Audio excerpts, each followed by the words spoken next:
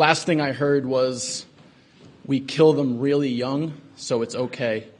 I also heard that you can hardly ever see the body parts, so it's okay to kill them. It's the last thing I heard. I've heard so many, not so much incorrect things today. I've heard so many inhumane things today. Consider the testimony of a doctor who just justified killing a human being because you can almost not even detect the body parts.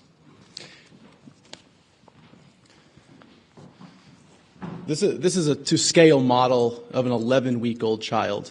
This is within the first trimester. This is the 90% that the doctor was talking about. When the child is 1 week, 2 weeks, 3 weeks younger than this, I promise you can still see the head, you can still see the arms, you can see the organs. I'll go over that a little bit in my testimony.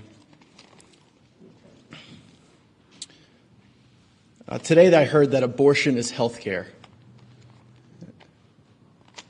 For who? Who is abortion health care for? For the baby? Would you actually look an unborn baby in the eyes before he's aborted and say, your health care is coming? That was a doctor that said abortion is health care.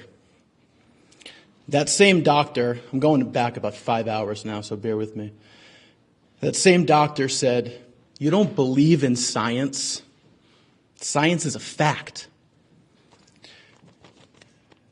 Aside from the absurdity of that statement, which actually proves she doesn't know what science is, because after you perform science, there's something called scientific philosophy that every scientist engages in. This is where you debate the merits of your science.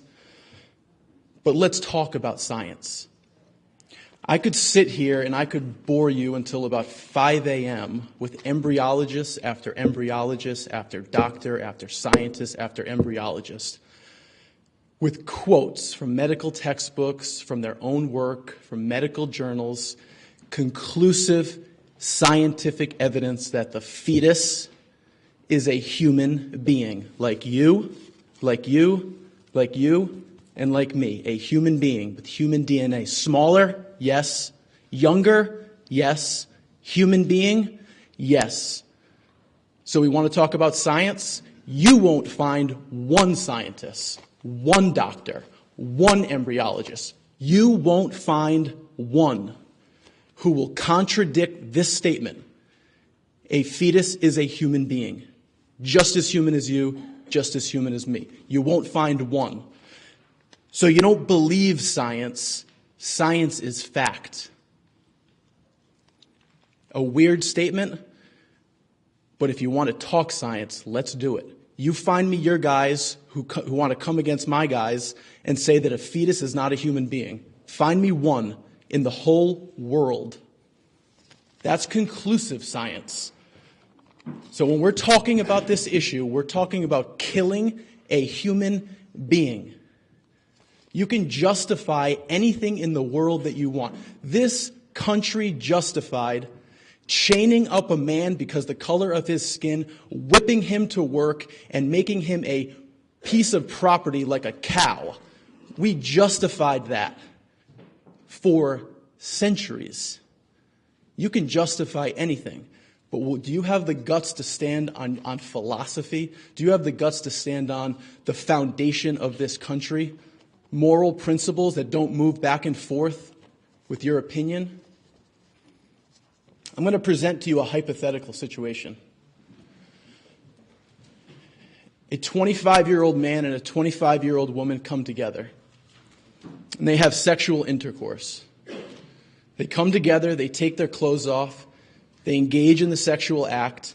These two adults know that sex creates a human being. They know that. Of course they do. They're adults. They do the act, the sexual act. 5 weeks later, the woman comes to the man and says, I am pregnant. They discuss their options. They decide to go down to 111 Point Street to the Planned Parenthood and kill the child, kill the human being.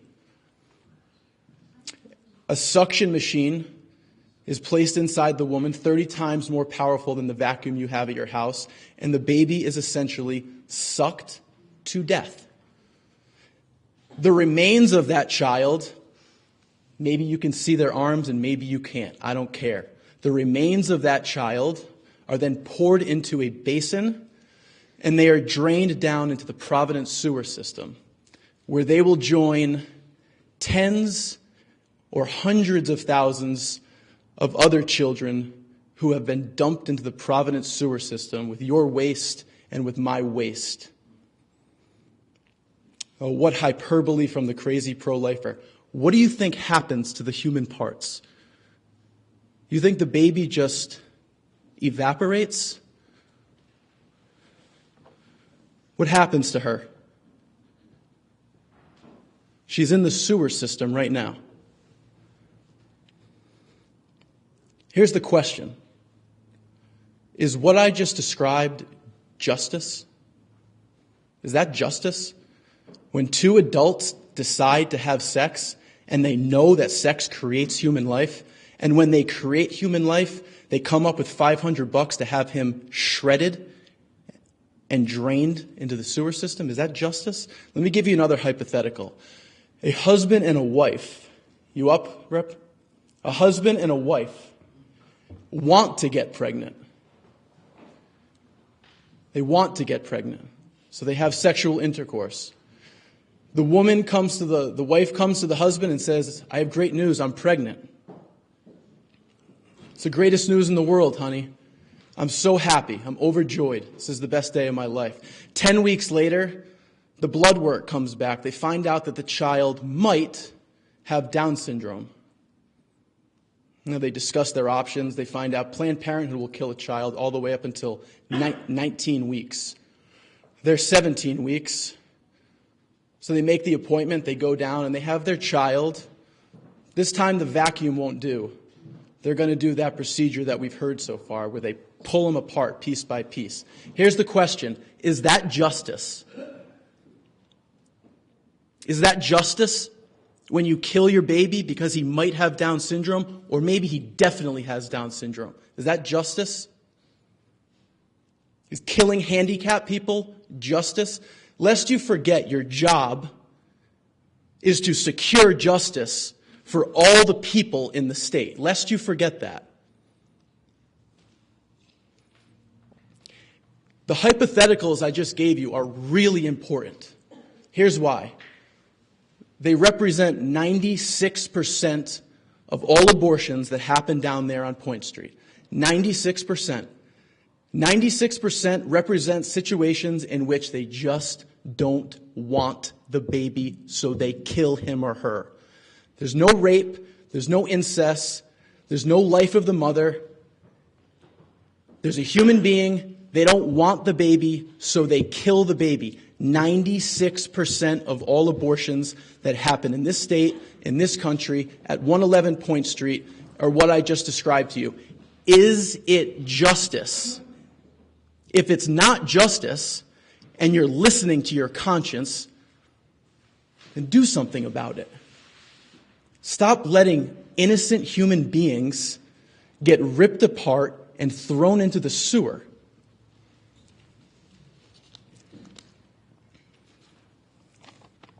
You don't kill people who are inconvenient. You don't kill people who are inconvenient. There are many, many deep, deep problems that people have when they come up against an unwanted pregnancy. I don't mitigate that for a second. Here's what I say, though. Killing an innocent person is never the solution to a hard problem. 5343 is just a gigantic human rights violation. We've heard plenty of testimony from people who've gone into detail, who are much smarter than me, who have gone, your own lawyer for the pro-choice movement said that it needs revision. It gives sweeping power to the abortionists and to the abortion industry. It's a human rights violation. But for anyone who supports 5343 or may have written it themselves, or other bills that justify abortion, which is the killing of an innocent human being. I want to ask you a question. This may sound familiar to you, and I want to get your take on this. Do you believe this statement? All men are created equal and endowed by their Creator with certain unalienable rights, that among them are life, liberty, and the pursuit of happiness. Do you believe that statement? You believe in those words? All men created equal, and they possess an unalienable right to life. It means you don't acquire that right over time because of how old you are, or the color of your skin, or how much money you have, or the gender that you happen to become. All created equal, unalienable right, and we made it the first one on the list just in case you missed it, with the right to life. Representative McEntee, you said you can't believe we're here 45 years later defending unborn children.